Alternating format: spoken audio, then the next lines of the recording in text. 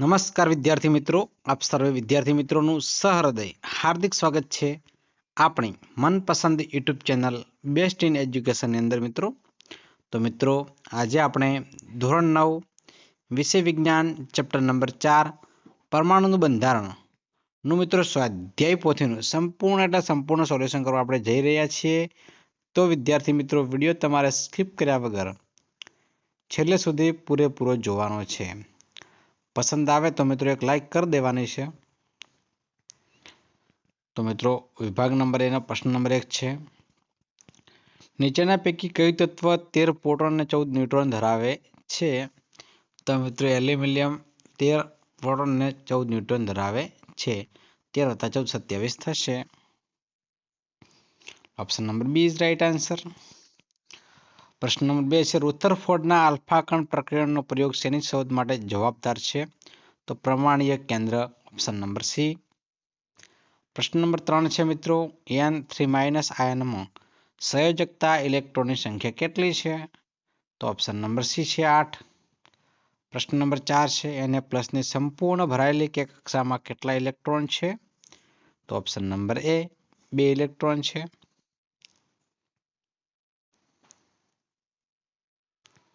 પ્રશ્ન નંબર 5 છે, હાઇડ્રોજનના સમસ્થાનિકોની સંખ્યા જણાવો.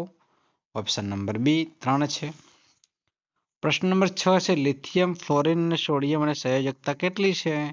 તો ઓપ્શન નંબર એ 1 છે. પ્રશ્ન નંબર 7, એન કક્ષામાં ઇલેક્ટ્રોનની સંખ્યા જણાવો. 32 છે. પ્રશ્ન નંબર 8, પ્રોટોનનું ઇલેક્ટ્રોનના દળ કરતા આશરે કેટલા ગણું છે? તો મિત્રો, આપણે જાણીએ છીએ 2000 ગણું છે. પ્રશ્ન નંબર 9, નીચેના પૈકી શેનો ઉપયોગ કેન્સરની સારવાર માટે થાય છે? CO60. Option number B. પ્રશ્ન નંબર 10 છે, ક્લોરીન પરમાણુઓ સરેરાશ દળાંક કેટલો છે?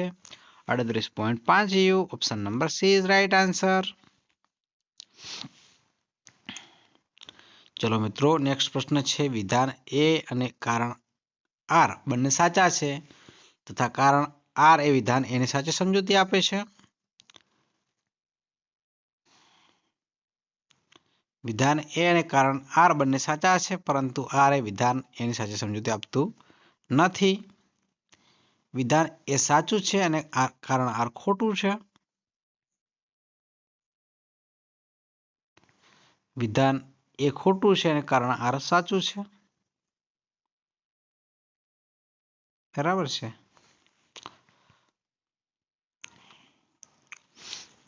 તો વિધાન એ પરમાણુ વીજભારની દ્રષ્ટિએ તટસ્થ છે. કારણ આર પરમાણુ પ્રોટોન અને ઇલેક્ટ્રોનનો બનેલો છે અને એકબીજાને વીજભારને સંતુલિત કરે છે. તો વિધાન એ અને કારણ આર બંને કેવા છે? સાચા છે. વિધાન એ રુથરફોર્ડ લોખંડના પાતળા વરખ પર ધીમેથી ગતિ કરતા આલ્ફા કણનો મારો ચલાવ્યો. કારણ આર ઝડપથી ગતિ કરતા આલ્ફા કણો નોંધપાત્ર ઉર્જા ધરાવે છે. તો વિધાન એ ખોટું છે અને વિધાન આર કેવું છે? સાચું છે. ત્યારબાદ મિત્રો ખરા ખોટા છે, તમારે મિત્રો અચૂક જોઈ લેવાના છે. મિત્રો, ત્યારબાદ ખાલી જગ્યા છે. પ્રશ્ન નંબર 21, ટ્રિટિયમમાં પ્રોટોનની સંખ્યા ખાલી જગ્યા છે તો 2 છે. ખાલી જગ્યા કણો ઝડપથી ઘૂમતા હિલિયમના પરમાણુ કેન્દ્ર છે તો મિત્રો આલ્ફા છે. સલ્ફરની બાહ્યતમ કક્ષામાં ઇલેક્ટ્રોનની સંખ્યા ખાલી જગ્યા છે તો કેટલી આવશે? 6 આવશે. 11 Na22 અને 10 Ne22 એકબીજાના ખાલી જગ્યા તત્વો છે તો શું આવશે? સમદળીય. પ્રશ્ન નંબર 25 છે, સમસ્થાનિક તત્વોમાં ખાલી જગ્યાની સંખ્યા ભિન્ન છે તો કોની આવશે? ન્યુટ્રોનની આવશે. પ્રશ્ન નંબર 26, તત્વ એક્સની કે કક્ષામાં 2 અને એલ કક્ષામાં 6 ઇલેક્ટ્રોન ગોઠવાયેલા હોય તો તત્વનો પરમાણ્વીય ક્રમાંક ખાલી જગ્યા છે તો કેટલો આવશે? ઓપ્શન નંબર બીજા નંબરમાં આપેલો છે 8 નંબર આવશે. 8. પ્રશ્ન નંબર 27, પરીક્ષા માટે મોસ્ટ ઇમ્પોર્ટન્ટ, ખાલી જગ્યાના સમસ્થાનિક ટીચર આયોડિન માટે ઉપયોગી છે તો શું આવશે? ટીચર આયોડિન માટે આયોડિન આવશે. ઓપ્શન નંબર લાસ્ટ છે. પ્રોટોનના શોધકના વૈજ્ઞાનિક કોણ હતા? તો ગોલ્ડસ્ટેઇન્સ હતા. પ્રશ્ન નંબર 29 છે રુથરફોર્ડના આલ્ફા કણ પ્રકરણના પ્રયોગમાં સોનાના વરખની જાડાઈ કેટલી રાખવામાં આવી હતી? તો 100 નેનોમીટર. સૌથી બહાર કક્ષામાં મહત્તમ કેટલા ઇલેક્ટ્રોન સમાવી શકાય? તો 8 ઇલેક્ટ્રોન સમાવી શકાય. 18 આર્ગોન 40, 20 કેલ્શિયમ 40 એ બે તત્વો કેવા ગણી શકાય? તો સમદળીય ગણી શકાય. દળ કેવું છે?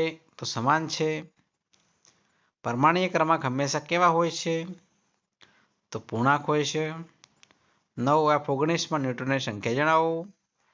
10 ને 9 19, તો તમારો જવાબ રહેશે 10. ગોઈટર રોગની સારવારમાં શેનું સમસ્થાનિક વપરાય છે? તો આયોડિન આવશે. એના પછી મિત્રો નેક્સ્ટ ઇલેક્ટ્રોન તો ઋણ વિભારિત કણ છે. હિલિયમ છે નિષ્ક્રિય વાયુ છે. ન્યુટ્રોન છે તો વીજભાર રહિત કણ છે. સોડિયમ છે ધાતુ તત્વ છે. n તો 2 3નો સ્ક્વેર. m ની અંદર મિત્રો n ની અંદર 32 આવશે. m ની અંદર 2 3નો સ્ક્વેર આવશે. l ની અંદર આવશે મિત્રો 8 આવશે અને k ની અંદર મિત્રો વર્ગમૂળમાં 4 એટલે કે 2 આવશે. તો મિત્રો વિભાગ બી છે આપણો. થોમ્સન પરમાણુના નમૂનાની મર્યાદાઓ જણાવો. રુથરફોર્ડમાં સૂચવેલા પરમાણુ કેન્દ્ર નમૂના લાક્ષણિકતા જણાવો. પ્રશ્ન નંબર 3 છે ક્લોરીન છે, સલ્ફર છે, મેગ્નેશિયમ પરમાણુ સંયોજકતા કેટલી છે? નંબર 4 તમામ મિત્રો અમે સ્ટેપ બાય સ્ટેપ સ્કોલ કરીએ છીએ. તો મિત્રો તમારે ખાસ કરીને તમારે વિડીયો સ્ટોપ કરી અને વ્યવસ્થિત પ્રશ્નો લખી દેવાના છે, જેથી કરીને વિડીયો લોંગ ન બને. તો મિત્રો સ્થાનિકની વ્યાખ્યા છે, સમદળીયની વ્યાખ્યા છે, અચૂક તમારે લખી દેવાની છે. વિભાગ સી આવશે તો સમસ્થાનિકના અનુપ્રયોગો જણાવો. ત્યારબાદ સંયોજકતા વિશે ટૂંક નોંધ લખો. એના પછી મિત્રો આલ્ફા કણ પ્રકરણના પ્રયોગના ફલિતાર્થ જણાવો. ઇલેક્ટ્રોન, પ્રોટોન અને ન્યુટ્રોન ગુણધર્મોની સરખામણી કરો. કેસ સ્ટડી આધારિત પ્રશ્નો છે. બરાબર છે, તો મિત્રો ખાસ તમારે જોઈ લેવાના છે.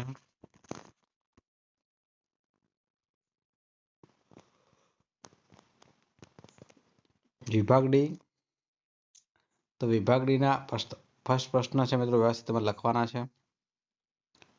નંબર 2 ની અંદર ખાસ મિત્રો લખી દેજો. મિત્રો આ છે આપણો આજનો વિડીયો. વિદ્યાર્થી મિત્રો વિડીયો તમને પસંદ આવ્યો હોય તો વિડીયોને મિત્રો અચૂક લાઈક કરજો. ચેનલ પર નવા હોય ચેનલને હજુ સુધી સબસ્ક્રાઇબ ન કરી હોય તો ચેનલને મિત્રો અચૂક સબસ્ક્રાઇબ કરજો. બાજુમાં આપેલા બેલ આઇકનને પણ પ્રેસ કરજો, જેથી કરીને આવનારા વિડીયો નોટિફિકેશન આપ સૌ વિદ્યાર્થી મિત્રોને તે મળતી રહે. ફરી મળીશું નેક્સ્ટ વિડીયોમાં. ત્યાં સુધી આવજો. જય હિન્દ, જય ભારત, જય માતાજી.